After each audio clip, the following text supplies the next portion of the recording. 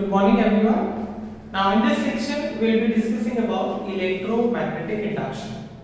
Electromagnetic induction, I just read the definition of it first and then I will discuss you with an example. I will taking an example and then I will discuss it with you. Electromagnetic induction, it is a process in which when a conductor is placed in a magnetic field and is allowed to move, or you can say the relative position of magnetic field and the wire is changed. There is a change in magnetic field and change in magnetic field induces a current in the conductor. For example, I will just take an example, it will be convenient for you to understand with the help of example. For example, if I have taken a coil made up of insulated copper wire which is connected to a meter to which we call galvanometer.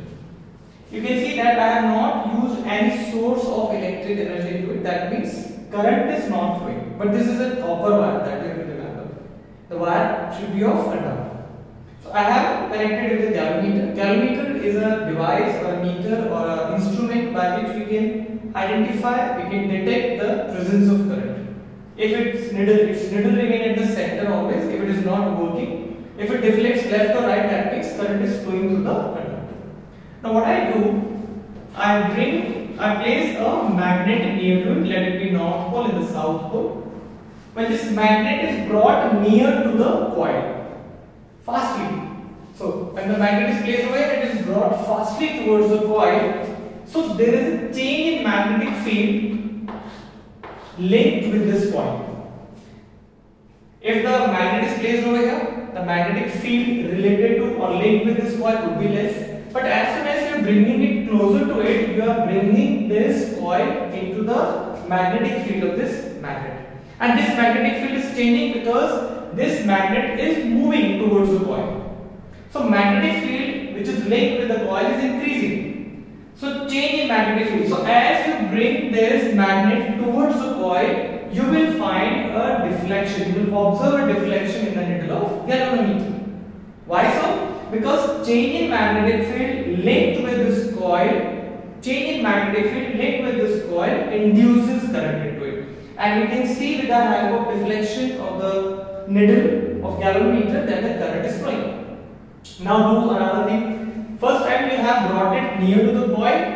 Now just withdraw it away from the coil. Now when you withdraw it away from the coil, the magnetic field will be decreasing. Doesn't matter.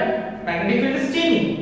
Either it is increasing or it is decreasing. So when you withdraw it away from the coil, you will find again the current is induced, and this time the galvanometer needle deflected opposite direction. So deflection in the galvanometer needle shows us that due to change in magnetic field linked with this coil induces current into it. You can do one more thing. You can place this magnet inside the coil stationary. Take this coil and place it stationary inside the coil. Now because it is placed stationary, there is no relative motion. Neither the magnet is moving nor the coil is moving. They both are stationary. So magnetic field is fixed. There is no change in magnetic field. Because there is no change in magnetic field, the current will not induce, and you will find that the needle is at the center at its original position and there is no current induced. So that is one of the examples by which we can come to know that electromagnetic induction, that is the induction of current by changing magnetic field linked with the coil. Similarly, we can do one more thing. One more activity we can see, and that is if I take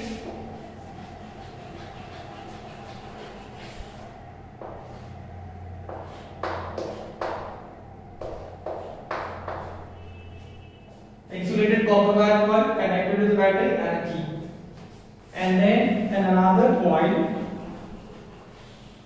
near to it which is connected with the galvanometer. This is a battery, this is a key. These two coils are wrapped on the same cardboard so that they should be very close to each other.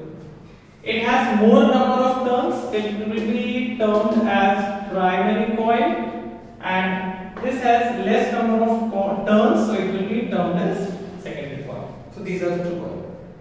Now when the key is open, no current is flowing into the circuit. Galvanometer does not show any deflection. There is no induction of current. There is no source of electric current over here. So although that's why the needle is at the center.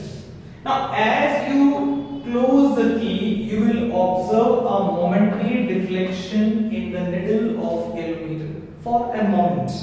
For a moment, a galvanometer will show the deflection in secondary coil. That means as we switch it on or as we close the key, the current starts flowing and it shows a deflection. The reason behind, as you switch it on or as you close the key, the current starts increasing into the coil, and due to change in current, we know that magnetic effect of electric current, and due to change in amount of current, change in magnitude of current, magnetic field also changes.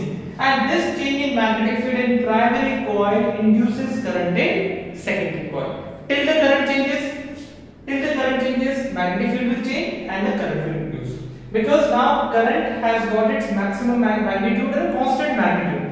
So as soon as the amount of current becomes constant, no change in magnetic field, no current is induced, and galvanometer will not show deflection. That's why for a moment as you close the key, you will find that the deflection is there.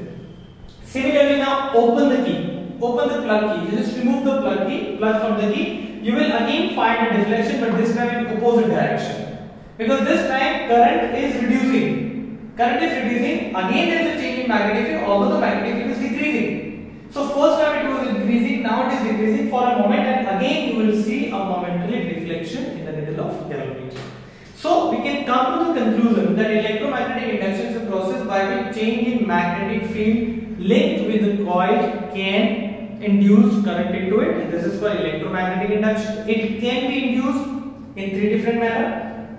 With the first example what we have taken, either the magnet is moving towards the coil or vice versa, that means coil can be moved towards the magnet, and third, by changing the amount of current in primary coil can induce current in secondary coil. Two laws are related with it, that is called Faraday's law of electromagnetic induction.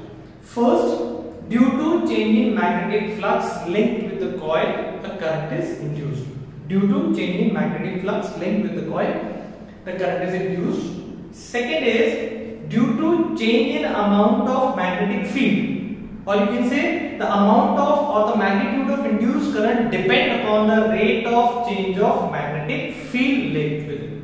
So these are the two laws which are known as Faraday's law of electromagnetic